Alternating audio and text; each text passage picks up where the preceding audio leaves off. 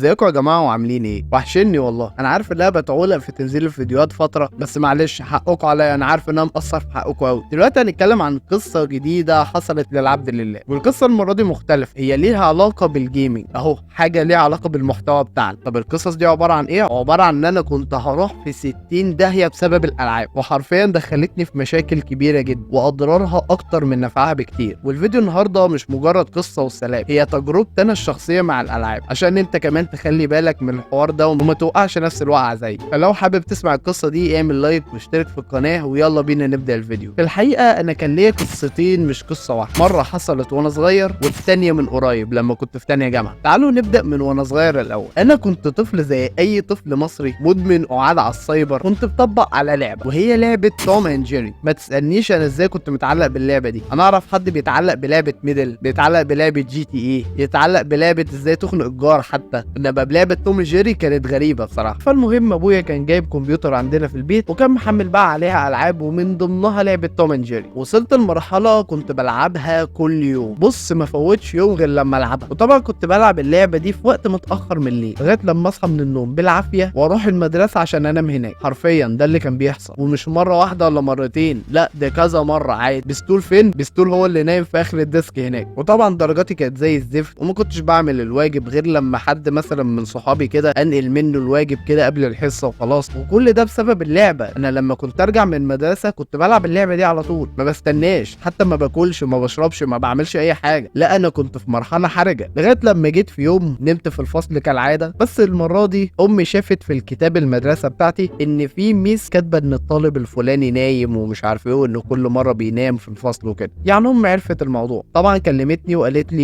ايه اللي انا شايفاه ده، وانت فعلا بتنام في الفصل يا ابني وبتاع. وانا بصراحه مش عارف يعني، ما كنت هكدب واقول ايه، هي معاها الكتاب وبخط الميس، يعني هقول ايه. فطبعا امي عزيتني جدا لدرجه اني اتضايقت، فقمت فتحت الكمبيوتر وقلت افرغ احزاني في اي حاجه، ولعبت نفس اللعبه برضه لغايه لما جت على الساعه 10 كده. وطبعا انت هتقول لي ايه ده الساعه 10 مش كده بدري يا بستول؟ لا ما هو كان فتره ابتدائي، الساعه تدق 9 انت على السرير حرفيا خلاص هتنام. ده الواد اللي بيبقى عندنا اللي بيفليكس، بص اللي هو ايه، انا يا جدعان انا سهرت، بيسهر الساعه 11 وبينام. فطبعا امي شافتني الساعه 10 بالليل بلعب اللعبه. فايه اللي حصل؟ امي ادتني حته دين كف بوابين بوسط الشاشه من بقها في حركه زي دي. وحصل لقطه زي بتاعت حلم العمر كده، خدتني الحمام وفضلت تغسل في وشي في الحوض وهي بتلطش لي وبس. ومن ساعه الموقف ده وانا بقيت ماشي جنب الحيط واقف زي الالف، ما بنامش في الفصل خالص، وبدات اهتم واعمل الواجب واذاكر. ومن ساعتها وانا كرهت لعبه توم اند جيري، بتفكرني اصلي باليوم ده. وطبعا انا مش جاي هنا احكي قصه واقول لك ان قد ايه امي كانت ظالمه، لا عادي، انت لو فكرت فيها هتلاقي ان امي كانت بتربيني حتى لو بالطريقه الصعبه. تخيل لو امي مثلا سابتني كان شكلي هيبقى عامل ازاي؟ كنت هبقى فاشل ومش هفلح في الدراسه، فكان لازم ولابد ان هي تعمل كده عشان تربيني. دي اول قصه. القصه الثانيه حصلت لما كنت في تانية جامعه. كنت وقتها مبهور بقى بالكليه وتجاره انجلش بروجكتس وبرزنتيشنز وحاجات كده، يعني ايه بقى مصطلحات. وكنت عايش الدور بقى اللي انا واد اجنبي ومتكاوي في نفسي، والدنيا كانت زبادي في الخلاط يعني. لغايه لما جينا في يوم الدكتور طلب مننا بروجكت، والبروجكت ده عليها اغلب الدرجات بتاعه الماده دي. يعني انت لو ما عملتش البروجكت انت كده كل سنه وانت طيب، انت كده شلت الماده. فطبعا البروجكت ده كان حياه او موت. وطبعا على حظي الجميل التيم بتاعي كله كان بنات. هتقول لي يا اسطى وده تبقى ميزه؟ ميزه طبعا. البنات هيكونوا مشغولين مع نفسيهم وشغالين على البروجكت وانا قاعد زي الباشا. قلت تمام كده، وبالفعل زي ما انا كنت متوقع البنات اشتغلت فعلا على اغلب البروجكت ما عدا فكره المشروع انا اللي جايبها لهم. وكانوا هيدبسوني بان انا ابقى ليدر، بس اتهربت وقلت لا يا جماعه، لا دي اسراء هي اللي تستحق بان تكون ليدر ومش عارف ايه اي كلام. المهم بس ايه، اهرب من المسؤوليه. ففي ظل ما هم شغالين على البروجكت قررت من النور كده ان انا اقفل لعبه كول اوف ديوتي مودرن وورفير، وكنت مخطط ان انا اقفل الجزء الاولاني بس. فايه اللي حصل؟ لقيت نفسي مقفل الثلاث اجزاء مودرن وورفير 1 و2 و3. نسيت نفسي، نسيت الدنيا اللي بره، ونسيت البروجكت. والحوار ده كان بعد الميد تيرم، يعني داخلين كمان على الفاينل اللي هو المفروض ذاكر يا خرتيت. لقيت البنات بعتولي على الواتس بان هم خلصوا البروجكت ودبسوني في البرزنتيشن.